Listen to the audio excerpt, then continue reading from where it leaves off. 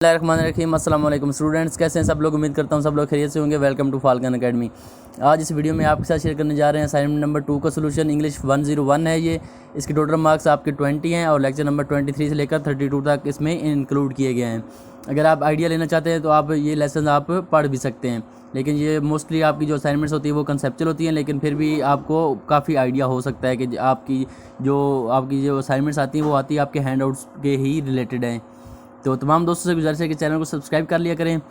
तो सबसे पहले चलते हैं जी इंस्ट्रक्शन की तरफ। इंस्ट्रक्शन में क्या लिखा हुआ है कि आपने करना क्या है। आपने क्या करना है कि upload your assignment in a proper format. MS word file corrupt file will be awarded 0 marks. कि आपने जो MS वर्ड फाइल है, आपने MS वर्ड में फ़ाइल बनानी है और आपकी जो फाइल है वो करप्ट नहीं होनी चाहिए, वरना आपको 0 मार्क्स मिलेंगे।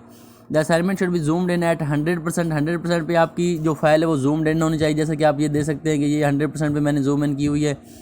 आगे प्लीज़ अवॉइड प्लेजरिज्म। प्लेजरिज्म आपने मतलब कॉपी पेस्ट आपने नहीं करना, वरना आपको 0 मार्क्स मिलेंगे।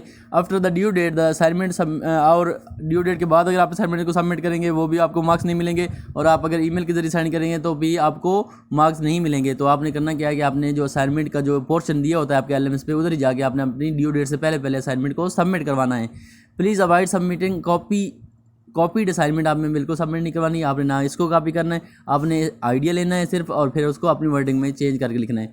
और आपका जो फॉन्ट साइज़ है वो black and font size 12 time roams. आपका जो ये लिखा हुआ है 12 टाइम्स रोमन में और टाइम्स न्यू रोमन में, और जो फॉन्ट साइज़ है वो 12 होना चाहिए। तो ये सारी इंस्ट्रक्शन है, इनको आप अगर फॉलो करेंगे तो आपके मार्क्स नहीं कटेंगे, इंशाल्लाह आपके पूरे मार्क्स आएंगे। तो चलते हैं क्वेश्चन नंबर 1 की तरफ। 2 क्वेश्चन आपको दिए हुए हैं, दोनों 10-10 नंबर के हैं। आप पहला क्वेश्चन तो बहुत ज़्यादा आसान है, तमाम स्टूडेंट्स का एक जैसा होगा। आपने इनको एक जैसा सॉल्व करना है। जो आंसर मैं लगाऊंगा वही आपने लगा देने हैं। और जो सेकंड क्वेश्चन है वो थोड़ा ट्रिकी है, उसको आपने थोड़ी अपनी वर्डिंग में चेंज करना है। चलते हैं जी क्वेश्चन नंबर 1 की तरफ। क्वेश्चन नंबर 1 है जी, when a sentence has more than 1 subject पर वर्ब। कि जब किसी सेंटेंस के अंदर जो सब्जेक्ट होते हैं वर्ब के मुकाबले में वो एक से ज़्यादा होते हैं, तो क्या होता है, 2 सब्जेक्ट फॉर्म ए कंपाउंड सब्जेक्ट। तो ऐसी सिचुएशन में जो वो एक से ज़्यादा सब्जेक्ट होते हैं वो कंपाउंड सब्जेक्ट बनाते हैं। जब किसी भी वर्ब सेंटेंस में, इंग्लिश के सेंटेंस में वर्ब के मुकाबले में 2 सब्जेक्ट होते हैं तो वो उसको हम कंपाउंड सब्जेक्ट कहते हैं। Compound subjects can be singular. जो कंपाउंड सब्जेक्ट होते हैं वो सिंगुलर भी हो सकते हैं, प्लूरल भी हो सकते हैं, और मिक्स ऑफ बोथ, दोनों का मिक्सचर भी हो सकते हैं। तो आगे चलते हैं जी, compound subjects must also agree with their verbs. लेकिन वो ये कह रहा है कि जो आपके कंपाउंड सब्जेक्ट्स हैं उनको लाजमी एग्री करना चाहिए अपने वर्ब के साथ। जो वर्ब की फॉर्म इस्तेमाल हुई है उनके साथ उन सब्जेक्ट्स को लाजमी एग्री करना चाहिए, मतलब वो करेक्ट होने चाहिए। Read the following statements and choose the best verb. तो आपने क्या करना है, नीचे जो आपको स्टेटमेंट्स दी हुई हैं उनको आपने पढ़ना है, और जो बेस्ट वर्ब, जो सही वर्ब है, उसको आपने फिल इन द ब्लैंक्स में आपने लिखना है जो कि एग्री करता हो कंपाउंड सब्जेक्ट के साथ। तो ये आपकी क्वेश्चन नंबर 1 है कि भाई किसी भी जो इंग्लिश का सेंटेंस होता है उसमें अगर एक से ज़्यादा सब्जेक्ट यूज़ हों तो वो उसको हम कंपाउंड सब्जेक्ट कहते हैं। किसी भी वर्ब के साथ उनको हमने एग्रीमेंट करवाना होता है, और जो करेक्ट वर्ब उनके साथ लगना चाहिए वो हमने लगाना होता है। तो ये क्वेश्चन 1 है, इसको हम पहले सॉल्व कर लेते हैं, फिर चलेंगे क्वेश्चन 2 की तरफ। तो हम चलते हैं जी, ये असाइनमेंट की सोल्यूशन फाइल है। आपने पहला क्वेश्चन आप बिल्कुल हूबहू कॉपी कर सकते हैं। तो सबसे पहला है जी, मैक्रोनी एंड चीज़। जो मैक्रोनी होती है और चीज़ होती है, is a favourite dish among children. इसमें आएगा इज़, क्योंकि जो ये आपके 2 मैक्रोनी और चीज़ 2 सब्जेक्ट हैं, लेकिन ये एक ही डिश के तौर पर हम इसको लेंगे, क्योंकि आगे लिखा हुआ अ फेवरेट डिश।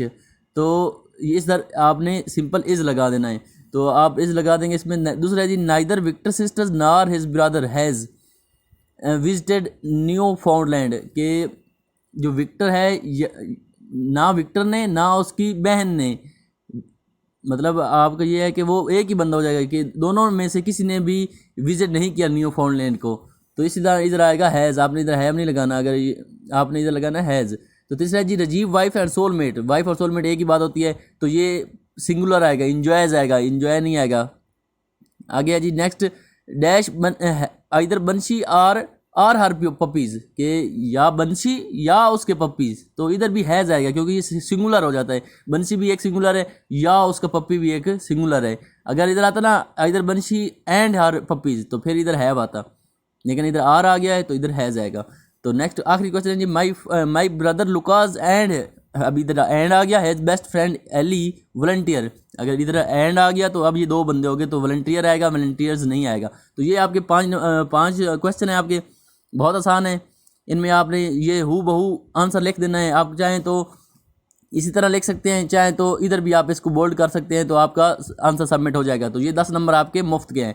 तो अभी चलते हैं जो ट्रिकी क्वेश्चन है, क्वेश्चन नंबर 2 है, ज़्यादा अहम यही है, आपने इसको थोड़ा गौर से करना है। क्वेश्चन नंबर 2 आपका है जी, क्रिएटिव राइटिंग होती है एक। Creative writing is anything that express events and emotion in an imaginative manner and its primary intent is to arouse emotions. वो ये कहता है जो क्रिएटिव राइटिंग होती है वो इंसान के जो इमोशंस होती हैं उनका इजहार होता है। जो क्रिएटिव राइटिंग होती है ना, वो बंदे का इमोशन जो आप अंदर भरे होते हैं उनका इजहार होता है। वो इमेजिनेशन पावर को यूज़ करते हुए अपने इमोशंस का इजहार करता है कोई भी बंदा, तो वो उसकी क्रिएटिव राइटिंग होती है, कि उसके अंदर की राइटिंग होती है। Keeping in mind the concept of creative writing, इसी चीज़ को आपने अपने जहन में रखते हुए जो नीचे आपको टॉपिक दिया हुआ है उस पर आपने स्टोरी लिखनी है। स्टोरी राइटिंग हमेशा इमेजिनेटिव होती है, आप फ़र्ज़ करते हैं चीज़ों को और आपके अंदर जो चीज़ें होती हैं, जो आपके कंसेप्ट्स होते हैं उनको आप बयान करते हो, तो इसी को ही क्रिएटिव राइटिंग कहते हैं और इसी को ही स्टोरी राइटिंग भी कहते हैं। तो आपका जो क्वेश्चन है स्टोरी राइटिंग का, जो इमेजिन आपने फ़र्ज़ करना है that you are the king और queen of a beautiful kingdom. आपने ये करना है फ़र्ज़ कि आप भाई एक किंग हैं या क्वीन है किसी भी एक किंगडम के, या आप मुल्क के बादशाह हैं, आप इस तरह भी कह सकते हैं। तो आपने क्या करना है, describe your kingdom affairs in details. आपने जो आपके किंगडम है, जो आपका मुल्क है जिसके आप बादशाह हैं, उसके जो अफेयर्स हैं उनको आपने बताना है कि भाई क्या क्या एक किंगडम के अफेयर्स हो सकते हैं, उनको आप ब्रीफ करना है। उसके बाद दूसरा पार्ट है, उसके बाद आपने करना है what step you will follow to convert your kingdom into a welfare state. उसके बाद आपने ये बताना है कि आप क्या कौन कौन से स्टेप्स उठा सकते हैं कि आप अपने जो आपका किंगडम है उसको आप एक वेलफेयर स्टेट बना सकें। तो ये आपकी टॉपिक है 10 नंबर का, इस पर आपने स्टोरी लिखनी है। तो चलते हैं इसके आंसर की तरफ। इसका आंसर आपने कॉपी नहीं करना है, पहले क्वेश्चन को आप कॉपी कर सकते हैं, दूसरे क्वेश्चन को आपने बिल्कुल कॉपी नहीं करना है। तो अभी आपने इस पर स्टोरी लिखनी है। तो क्वेश्चन नंबर 2 का सोल्यूशन ये है कि हमने क्या कहना है कि सबसे पहले अ किंगडम, हमने बताना है कि किंगडम भाई क्या होती है। A kingdom is a piece of land that is ruled by a king और अ क्वीन, कि जो किंगडम होता है वो एक पीस ऑफ लैंड होता है जो कि किसी भी बादशाह या मलका की से उस पर हुकूमत करती है, तो वो उसको हम किंगडम कहते हैं। मलका आप मुल्क भी कह सकते हैं कि एक पीस ऑफ लैंड होता है और उस पर एक बंदा हुकूमत करता है। Kingdoms are rarely ruled by an absolute monarch, a single king or queen who makes all decision for the entire state।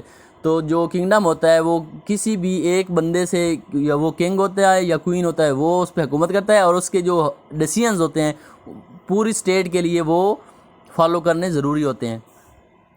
The responsibility of a king और queen is to running the affairs of the state.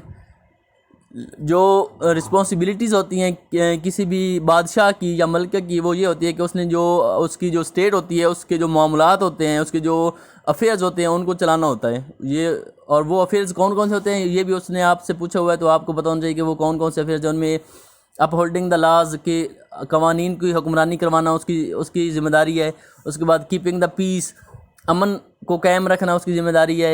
ये बादशाह की ज़िम्मेदारी होती है कि वो कानून को इम्प्लीमेंट करवाए और अमन को कायम रखे। एंड अदर एडमिनिस्ट्रेटिव अफेयर्स, और उसके साथ साथ जो एडमिनिस्ट्रेशन के जो अफेयर्स होते हैं वो सारे भी, तो ये सारे वो अफेयर्स हैं जो कि एक बादशाह के लिए ज़रूरी हैं कि वो अपनी स्टेट को चलाने के लिए ये एक स्टेट के मामलात हो सकते हैं। तो आपने पहले पार्ट आपके क्वेश्चन का यही है कि उसने पूछा कि भाई आपकी स्टेट के क्या मामलात हो सकते हैं। तो ये मामलात है, आप इनको थोड़ा ब्रीफ भी कर सकते हैं कि आप होल्डिंग द लॉज क्या होता है, कीपिंग द पीस क्या होता है और एडमिनिस्ट्रेटिव अफेयर्स क्या होते हैं। लेकिन मेन अफेयर्स यही होते हैं जो कि एक बादशाह की रिस्पॉन्सिबिलिटी होती है कि वो अपनी स्टेट में इनको इंप्लीमेंट करवाए। ही और she should also focus upon the welfare of the society and his kingdom.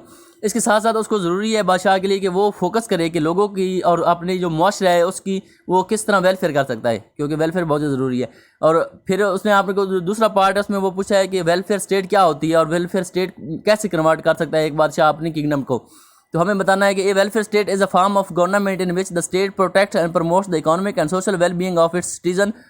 तो वेलफेयर स्टेट ये होती है जिसमें एक जो बादशाह होता है, वो जो गवर्नमेंट होती है, वो अपने लोगों की इकोनॉमिक वेल बीइंग और जो लोगों की फलाह बहबूद के लिए काम करती है और लोगों के भलाई के लिए काम करती है, तो वो वेलफेयर स्टेट होती है।